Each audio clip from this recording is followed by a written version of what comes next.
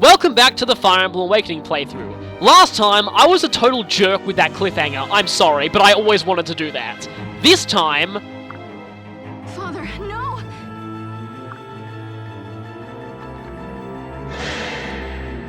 Now. Get back.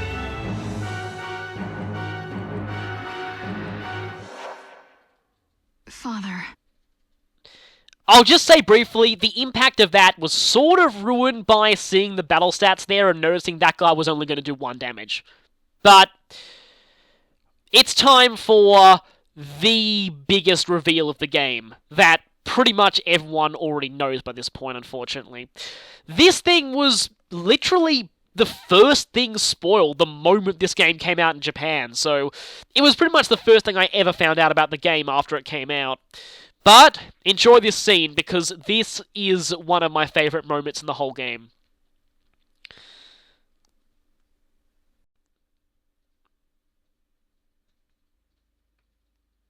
Huh?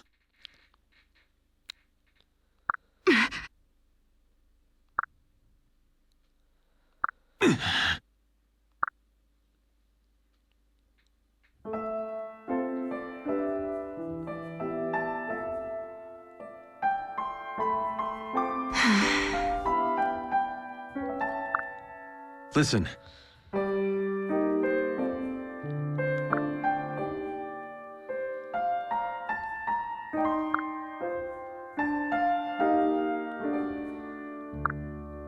No.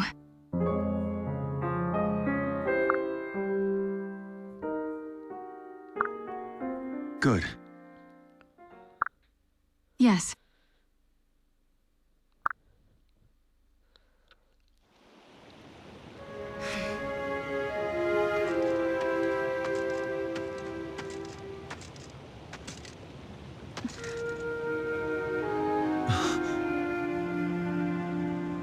That's the brand of the egg salt.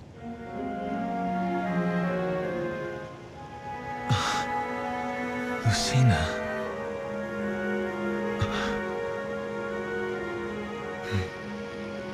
You deserved better from me than one sword in a world of troubles. I'm sorry.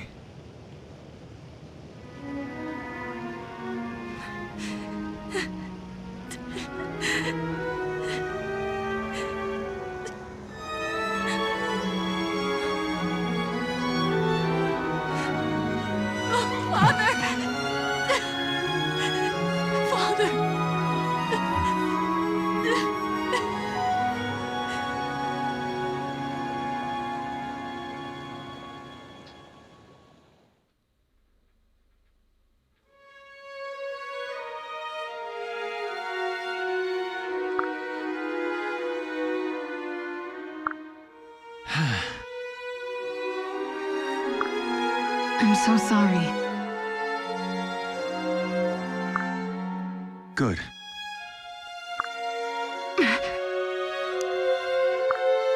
No.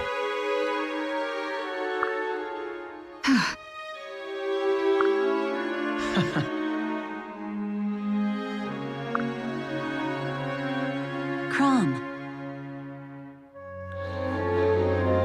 That scene just always gets me every time I see it.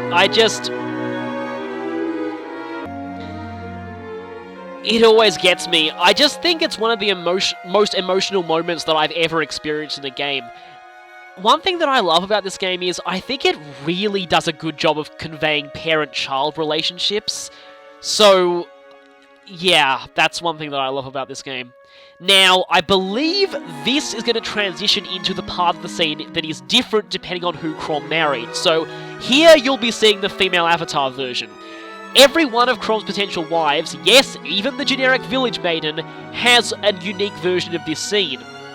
Again, I think Chrom's lines are the same, it's just the wife's lines that are different. But for the maiden, though, it's kind of hilarious. Basically, the maiden, I don't think she even appears in the scene at all. It's just Chrom and the Avatar talking about how they're going to tell the maiden about what's happened, which is kind of funny. And here's why I called it Bloom Armor before. Yeah. Yeah, bloom lighting does... I don't even know if this game even uses bloom lighting or not. It looks similar. Bloom lighting does weird things sometimes, especially with armor or very white shirts, so... Yes, Marisu now has the armor that glows with the strength of 1,000 suns. And so does Chrom. Yeah, this is kind of interesting. Marisu at this point is thinking, is this a love rival I'm gonna have to kill like I killed Sumia? Yes, as you can see there, Chrom's bloom shoulder pad. Listen. Yes. Uh-oh. Well... Huh? Listen to me. Well, it's not going to come as a shock to anyone else because, well, everyone knows that this is really Lucina. I'm so relieved that I can finally stop having to censor out anytime I accidentally say her name. Yep, this is Lucina. Unfortunately, this time, she has the blood of a Sioux in her veins. Right.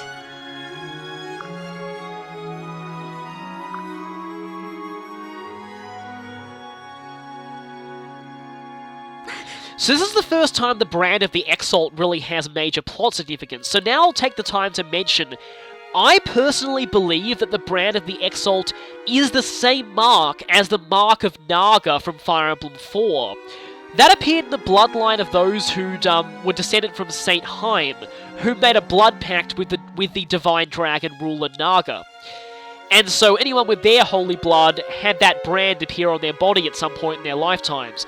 Every holy blood in that fourth game had a particular brand associated with it. But this is why I believe this to be the same brand as the one from that game. So Chrom's royal family I personally believe to be descended from both Marth and Salif. So yeah, all of House Ulysses' bloodline, which I personally believe to be the same as Salif's bloodline. No. Listen.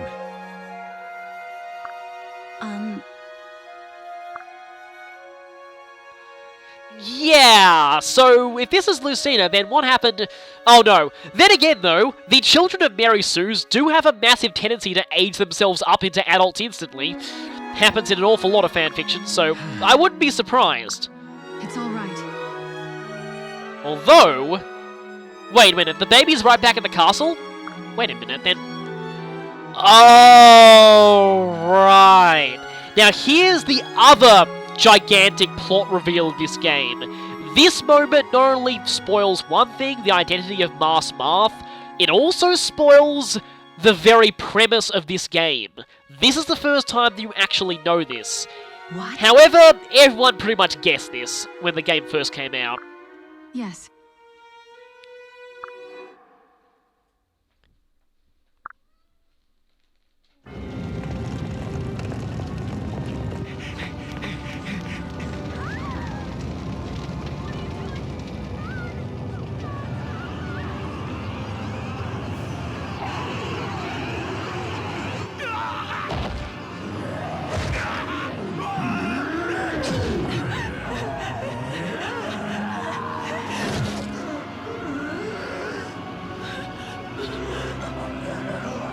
I believe the woman you want is me! We can't let these things win. Now grab a sword and fight!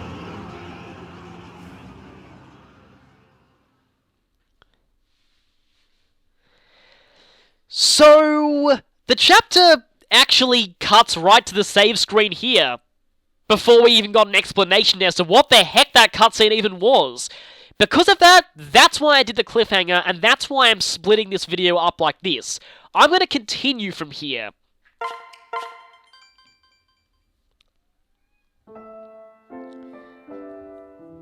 Huh? And suddenly Lissa is in the scene. And Chrom still has his bloom shoulder pad. Right. So basically, in the future, the Fell Dragon Creamer is resurrected, and everyone dies. The end. No. Yes. For some reason, the idea of Chrom dying seems so familiar to me. Like I had a dream about it or something.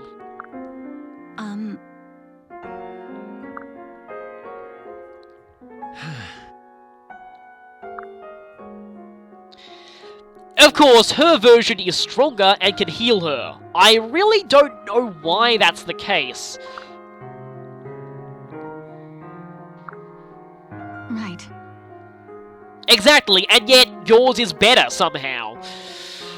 Yeah, not all that much story justification for that. I mean, there could be some justification for it based on something that happens later on, but that's a bit of a spoiler.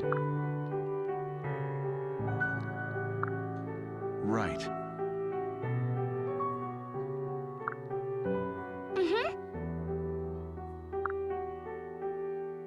So, that big portal that opened up with all the Risen falling out?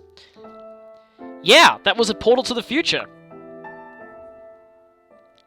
And yes, back there, Lucina just saved her aunt's life. Also, here's the point where, remember how I mentioned earlier that bit about Lissa seeming to have a crush on Marth being really awkward? Well, here's where you realize just how awkward it was. She's her aunt!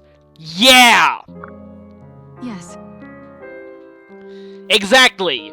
Let's just hope everyone forgets that moment from earlier in the game, because ugh.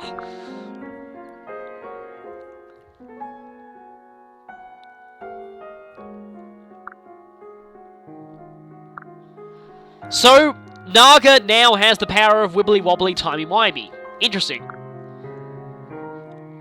Others. Now that's interesting. Yeah, S supports are gonna get a whole lot more relevant.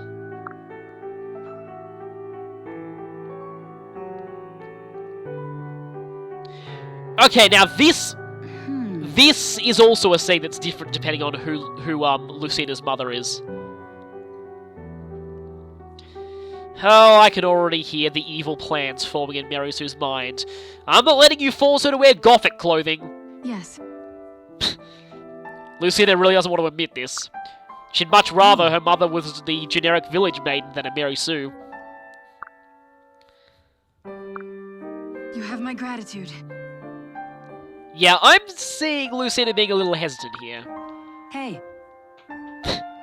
And I'm hearing Marisu say this line very sinisterly. Will you not call me mother? No. Mother. Yes, you love her just as much as you love Loptier.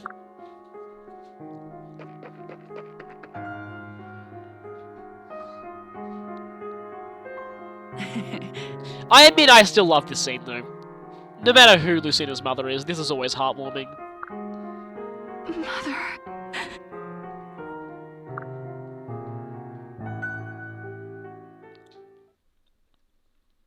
Now, after completing Chapter 13, paralogs are going to explode all over the map.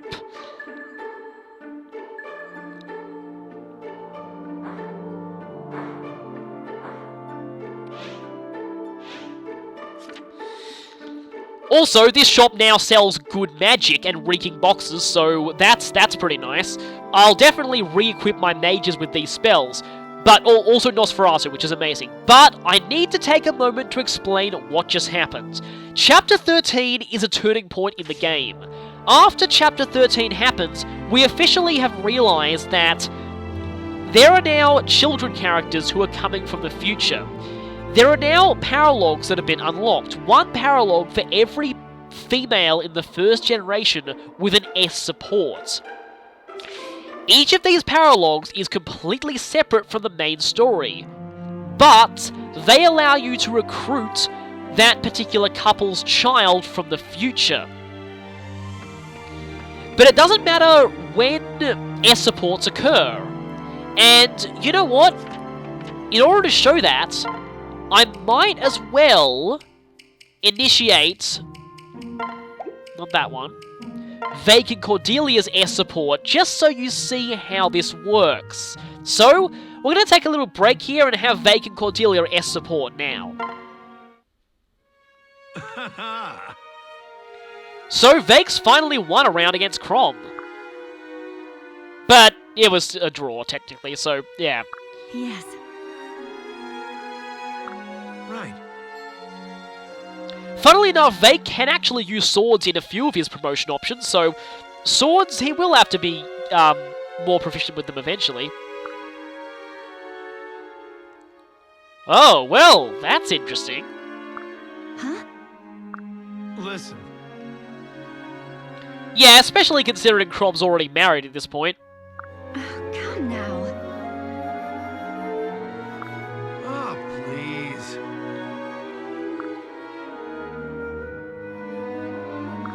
What? Enter the Vake. Well, they, of course, both do. They both love training so much as well.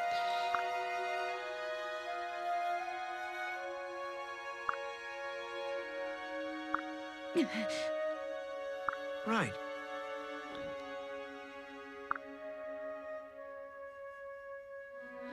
Well, that's what pretty much anyone who marries Cordelia is going to have to do, and they're always successful, basically.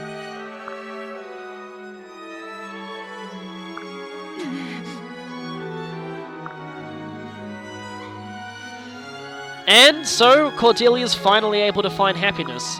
Thanks.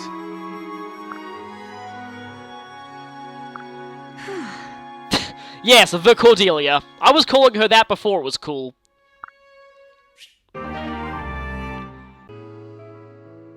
Thank you. I thought nothing could warm my heart again. I shall love you above all others for the rest of my days. This has got to be the first time I've ever rated someone else first. Is this love? The Vake is stunned.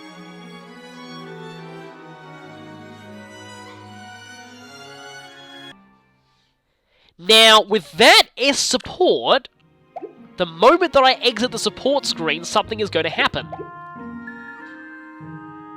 Another paralog just opened up. This one will let us recruit Cordelia's child. So that's basically how things work. Every time one of the first generation females, so at the moment that's everyone in our party except for Anna, gets an S support with someone, then you'll unlock one of these paralogs. Now, these are totally optional, but they are well worth it. Children inherit certain traits from their parents, and they will always be stronger than their parents stat-wise. They will be very useful in beating the game. They are some of the strongest characters out there. But the problem is, the difficulty of these paralogs varies wildly, and to put this in perspective, I'm going to go ahead and now... Don't worry, you can actually back out of these before you begin. So, I'm going to quickly go ahead and just skip through this, because I don't want any spoilers, so I will be doing this paralog eventually, but I just want to show you the kind of enemies we'll be facing here. This is Cordelia's child's paralog. Look at this. Level 6 berserkers and assassins, some of them carrying forged weapons. This is way beyond us at this point in the game. Way beyond us. Other paralogs are a little bit easier. This one here is Sully's child's paralog. And I'm going to skip through this because I don't want to spoil what their child looks like. Here though, level 19 unpromoted enemies. This one, we could pretty much take on at this point. So, the difficulty level of all the paralogs varies kind of all over the place, and it's often really hard to tell just which paralogs, or let's say, which children you should recruit first. Because of this, yeah, I'm wondering how I'm going to handle this. I will be doing some of these paralogs kind of on and off with the main story. Maybe one main story chapter, one child paralog. Now, the other interesting thing about these paralogs is some of them have opened up in areas we can't even access at this point in the game. So, for a few of them, you need to be a certain way through the main story before you can even get to them. Or have access to certain other paralogs. So, some of them we can't even get to at this point in the game. The general rule of thumb, though, in terms of difficulty of the paralogs, is the earlier the mother joined, the easier the child's paralog is. So, since Sully and this one here is the Avatar... Oh yeah, the Avatar is special. They have a child regardless of if they're male or female, and they're the only one besides Crom who have that distinction. Now, Sully and the Avatar joined early, so their paralogs are probably the two most manageable for us at this point in the game. Cordelia joined a little later, and this one here is Pan's paralog. This one's often considered one of the most difficult of all of them, if you do it the hardest way. This chapter actually has a few branching paths in it, so kind of a strange one, but anyway. Now, one more thing that I want to explain about parents and children. So, let's see, we have recruited Lucina. Now, her stats, as you can tell, actually, wait, you can't tell. Let me just look at her bottom screen for a moment. Her stats are very, very high by the standards of unpromoted units. That's because the stats of children are partly based off of the stats of their parents at the time of recruitment. So, because Crom and Mary Sue were promoted, they pass on those high stats to Lucina, and her stats are really high. Like, Crom had these stats at level 15 or even 16. Also, they inherit skills from their parents as well.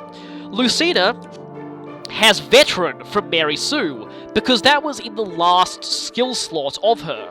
She also has this skill. This is a skill that Crom hasn't learned yet, and Lucina is unique like this. Lucina will always inherit this skill from Crom, even if he hasn't learned it yet. So she's very special. But otherwise, children inherit one skill from their mother and one from their father. Now, I'll explain this more in a full video that I want to make discussing inheritance completely. But one more thing that I want to talk about children, you'll notice that Crom and Mary Sue have an accessible support now. It is with Lucina. Lucina automatically has access to a C support with both of her parents. So, that's something. Children always will be able to reach an A support with both their mother and their father, and also with their siblings if they have any. The more supports a character has, the more broken they are. So, these are really vital. In fact, we've got some extra time. Let's show Lucina's supports now. And hey, we've got the recruitment theme here. No.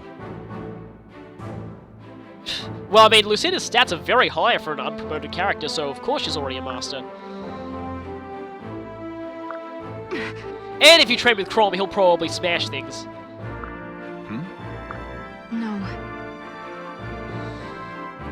Crom, come on, sense what Lucina's trying to imply here.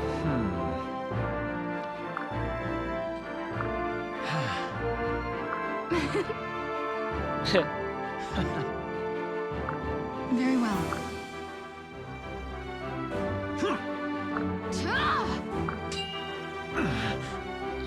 Well, this is certainly a more friendly version of the fight they had back in Arena Ferox. Now, actually something that I want to mention about that, knowing the plot twist of who Mas Martha really is, it makes Chapter 4 a little weird, because she can actually kill Crom in that chapter. Yeah! I really don't think she thought through her plan of becoming Basilio's champion, because she could have killed her own father before she was even born. That would result in very weird things happening. And that and she'd doom the future right there, so knowing that twist, I always find that detail of Chapter 4 really bizarre. Really?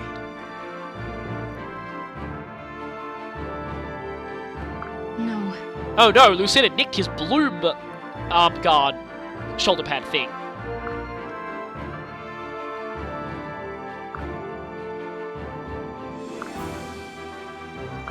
What? Yes, father-daughter bonding time, almost breaking each other's ribs. Huh? Lucina's character is actually very interesting. She has a lot more to her than you'd expect from a stoic warrior from the future. She's actually not really that stoic at all. So that's the C support between Lucina and Crom, her fixed parents. Now it's time for Lucina's C support with her mother, and notice that I say her mother and not Mary Sue. This is one of the annoying things about parent and child supports in this game. For Lucina and her mother, and most other characters and their father, their supports are semi-generic. What I mean by semi-generic is that the child's lines are always the same. It's just the parents' lines that are very subtly different. So, it's more like a template that they just stick each parent in. Now, I understand that with so many potential pairings in this game, there's no way they could make completely unique conversations for every possible combination of parents. That just would be way too unreasonable. If you're looking for that though, there is a DLC series that does have conversations between parents and children, and they are completely unique. That DLC series, I can finally explain it now. That DLC series is the Future Past. It's a series where you actually go to the destroyed future timeline and fight some battles there. Although, you won't be nearly strong enough to take them on until the end game, because the enemies there are just brutal, so yeah. But anyway, this support is gonna be kinda generic, and in fact, how generic? Well, you're gonna laugh a lot when I tell you this at the end of the support, but anyway. So, every line Lucina says here, she will always say, regardless of who her mother is. Huh? Yes. Whoa. Interesting. Lucina, you need to know something about Mary Sue. She only wears clothes from Hot Topic. You'll have to shop there. Right. That's the exact opposite of golf depressing. In fact, that's preppy clothing. Mary Sue would probably kill you for giving her something like that, if she didn't need to use you later. That's very weird.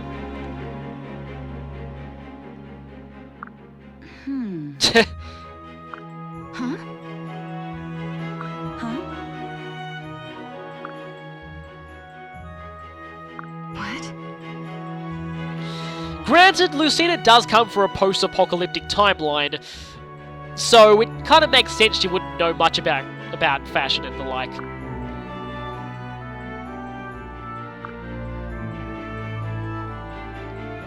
Well, at least it's not post-apocalyptic.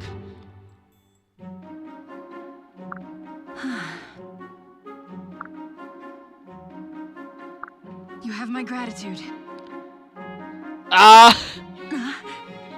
Interesting.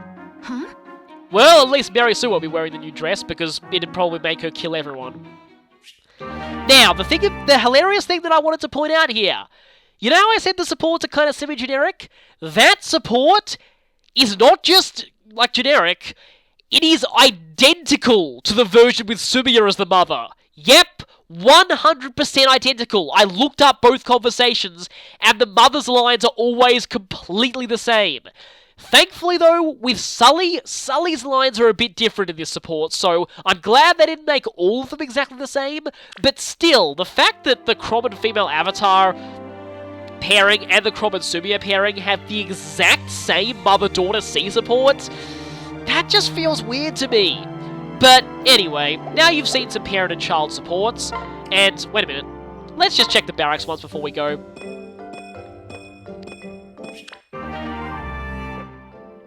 Also, parent and child supports can occasionally show up in the Barracks. They'll be indicated by a different icon to friendship or romance, so you'll hopefully see those soon.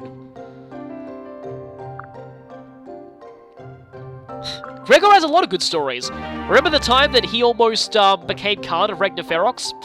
Neither does he, apparently.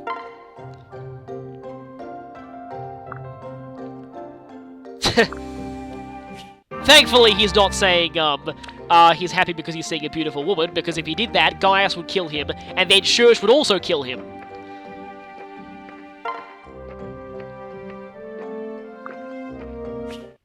Orson's Hatchet, named after a character from Fire Emblem 5, a particularly amazing character from Fire Emblem 5, one of my favourite axe uses in the entire series. Another weapon, or item. Hector's Axe! It's like an axe day or something. Wait, didn't I already get a Hector's Axe? I think I already had one of those. Yeah, of course you can count on Donnie. He's the most broken character in this army at this point. So with that, I have a few more supports, but I'm going to do those in the next chapter, because I thought I'd really just do the parent and child supports here, and the Vake one. So, next time, I was going to head straight to this chapter and recruit the Avatar's child. Due to the way that skill inheritance works though, I want to wait until the Avatar is at least level 5 before I do this. Otherwise, they're not going to inherit anything from the Avatar. The child, I mean. So, yeah, I want to wait until they're at least level 5. Then I will do this one. You know, I might actually do this chapter soon too. This definitely seems pretty manageable. I'll have to think, do I do this one, or do I go on with the main story? I'm not sure.